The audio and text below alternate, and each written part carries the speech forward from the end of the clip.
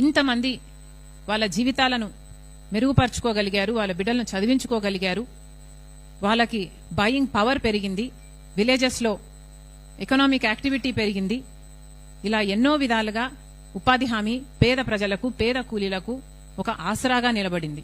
కానీ బీజేపీ ప్రభుత్వం పుట్టిందే సర్వనాశనం చేయటానికి, కాబట్టి ఈ పథకాన్ని కూడా నాశనం చేయడానికి పూనుకున్నారు.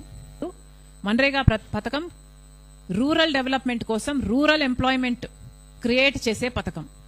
కానీ ఇప్పుడు మోడీ గారి కొత్త విబి గ్రామ్ పథకం ప్రకారం అయితే ఇక గ్రామ పంచాయతీలు డిసైడ్ చేయవు, ఉపాధి హామీ పనులు డిసైడ్ చేసేది ఎవరు అంటే కేంద్రం. కేంద్రము ఏ పనులు వీళ్ళు చేయాలి అన్నది కేంద్రం చెప్తుంది.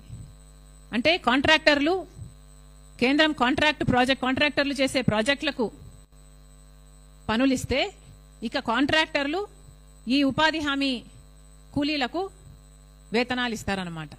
అంటే ఈవెన్చువలీ ఆ కాంట్రాక్టర్ చేసే ప్రాజెక్టులకు కూలీలను సప్లై చేసే వ్యవస్థగా ఇది మారిపోతుంది. ఇందులో ఎవరి మేలుంది? కార్పొరేట్ల మేలుందా, ప్రాజెక్టులు చేసే వాళ్ళ మేలుందా, లేక గ్రామస్తుల మేలుందా? గ్రామ స్వరాజ్యం అంటే ఏమిటి? డీసెంట్రలైజేషన్ ఆఫ్ పవర్ అంటే ఏమిటి? వీటికి ఏమైనా అర్థం ఉందా? హ్యూమన్ షిఫ్ట్, వర్క్ షిఫ్ట్ 7-8 గంటలో ఉండేది. కానీ ఇప్పుడు విబి గ్రామ్, మోడీ గారు విబి గ్రామ్ కొత్త యాక్ట్ ప్రకారం అయితే 12 గంటల పాటు మండుటి ఎండలో పని చేస్తేనే కూలీలు ఇస్తారట. ఇంకా చాలా తేడాలున్నాయి. సోషల్ ఆడిట్ ఉండదు, కాంట్రాక్టర్లను ఎవరు ఆడిట్ చేసే వాళ్ళు ఉండరు, కనీసం గ్రామస్తులైతే ఆడిట్ చేసుకునే వీలు ఉండదు. అలాగే మినిమం వేజ్ గ్యారంటీ ఉండదు, అసలు వేజ్ ఎంత ఇస్తున్నారు,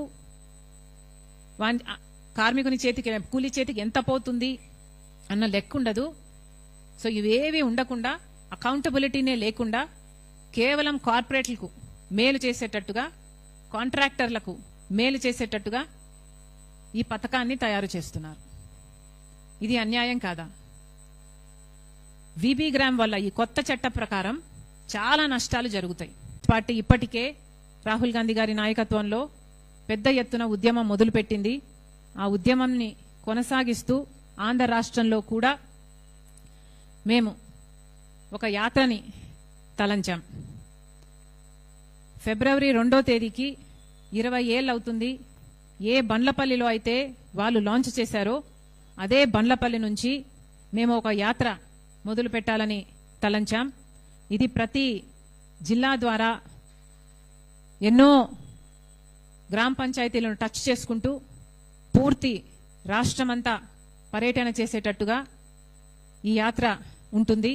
దాన్ని నేనే 2వ తేదీ నుంచి చేయబోతున్నాను.